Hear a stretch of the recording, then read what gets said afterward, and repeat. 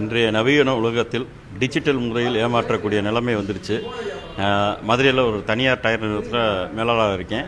இந்த நிலையில் எனக்கு ஒரு அலைபேசி வந்துச்சு. அதாவது டைவர்ட் கால். அதாவது என் கம்பெனி ஃபோன் கடையில் இருக்கும், என் பர்சனல் ஃபோனுக்கு டைவர்ட் போட்டிருக்கேன். நான் ரவுண்ட்ஸில் இருக்கிறனால அந்த ஃபோன் அட்டன் பண்ண முடியாது, கவுண்டரில் வச்சுருப்போம் அந்த ஃபோனு. அப்போ இருக்கும்போது அந்த ஃபோனுக்கு ஒருத்தர் பேசுகிறார் இங்கிலீஷில், டயர் கேட்குறாப்புல.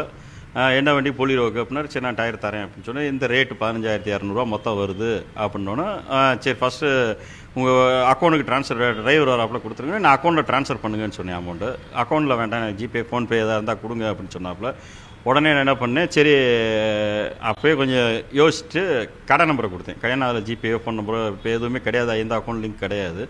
சொன்னோன்னே அதில் ₹1 வந்துருச்சா பாருங்க அப்படின்னா, சரி நான் அப்படியே நடந்து வரும்போது பார்த்தேன், அதில் ₹1 வந்துருந்து காமிச்சிச்சு, ₹1 வந்த மாதிரி.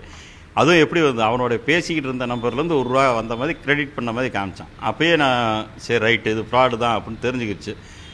எஸ் சார் ரிசீவ் ஒன் ட்ரிப்பே அப்படின்னா உடனே என்ன பண்ணேன், இப்போ உடனே உங்களுக்கு 15,200 போட்டுறேன், எனக்கு டயரை மாட்டி கொடுத்துருங்க அப்படின்ட்டு.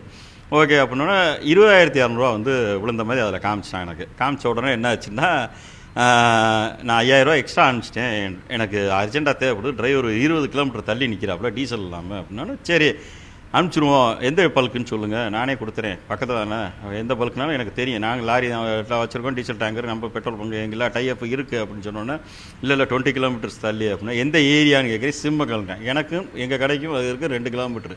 சிம்மக்கல்னா சரி ரைட்டு, இவனை கொஞ்சம் விளையாடுவோம் அப்படின்னு சொல்லிட்டு நான் என்ன ஆரம்பித்தேன் வேலையை.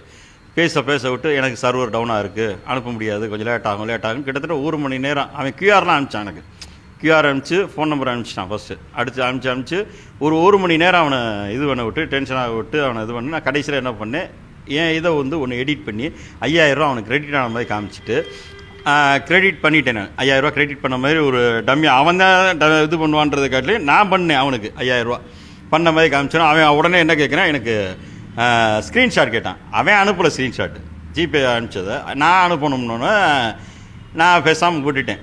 அதுக்கப்புறம் அவனுக்கு நக்கலாக போட்ட உடனே அவன் என்ன பண்ணிட்டான், உடனே அவன் கொடுத்த ஃபோன் நம்பரையும் அந்த ஜிபேவுடைய ஸ்கேனர், அதாவது மொபிக்விக், அது மொபிக்விக்குடைய கியூஆர் கோடு, அவன் அதை தான் மெயினாக பயன்படுத்துகிறாங்க இந்த மாதிரி ஆட்கள். மொபிக்விக்கோடைய கியூஆரை பயன்படுத்தி தான் இது பண்ணுறான். ஏன்னா அதில் யாரும் கண்டுபிடிக்க முடியாதுன்னு நினைக்கிறேன் அந்த மாதிரி ஆப். ஏன்னா இது ஒரு ஜிபேவோ ஒரு ஃபோன்பேனா எல்லாம் ஆர்பிஐ கண்ட்ரோலில் இருக்குது, இல்லை எதனாலும் கண்டுபிடிச்சிடறாங்க சொல்லி மொபிக்விக் யூஸ் பண்ணுறாங்க. அப்படின்ற போது அந்த மொபிக்விக்கை உடனே டெலீட் பண்ணிடுறான் உடனே.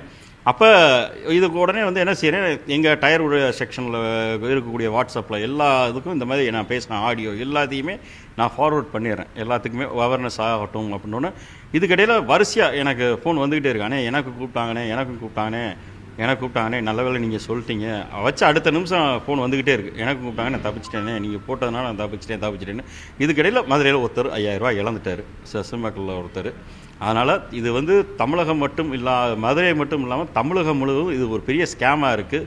தயவுசெய்து சைபர் கிரைம் உரிய நடவடிக்கை எடுக்கணும். இது யார் என்ன ஏதுன்னு கண்டுபிடிச்சு நடவடிக்கை எடுத்து சம்மந்தப்பட்ட நபர்கள் மீது கடும் நடவடிக்கை எடுக்கணும். ஏன்னா இது தொடர்ந்து இது போன்ற சைபர் விஷயங்கள் நிறைய நடக்க ஆரம்பிக்குது. அது எஸ்பெஷலி தமிழகத்தில் நிறைய பார்க்க வேண்டியிருக்கு இந்த மாதிரி விஷயங்களை. அதாவது மக்கள் விழிப்புணர்வாக இருக்கணும். மெயினாக நம்ம பணம் இழக்கக்கூடாதுன்னா தேவையில்லாத லிங்கை ஓப்பன் பண்ணி தேவையில்லாதக்குள்ளே போய் பணத்தை இழக்காதீங்க தயவு செய்து. எதுனாலும் கன்ஃபர்மேஷன் பண்ணுங்கள். உங்களுக்கு பணம் வேணும் வந்திருக்கா வரலையான்னு உங்கள் மொபைல் பேங்கிங்கில் போய் இல்லை ஏடிஎம்மில் போய் செக் பண்ண பிறகு நீங்கள் அவனுக்கு எதுனாலும் செய்யுங்க. அவன் போட்டுட்டான்னு சொல்லி லிங்க் அனுப்பிச்சிட்டு பணம் வந்துருச்சுன்னு சொல்லி டம்மியாக பார்த்து அந்த இது கூட, ஏன்னா வியாபாரிகள் பரபரப்பாக இருப்பாங்க, இல்லைன்னு நாங்கள் சொல்லலை.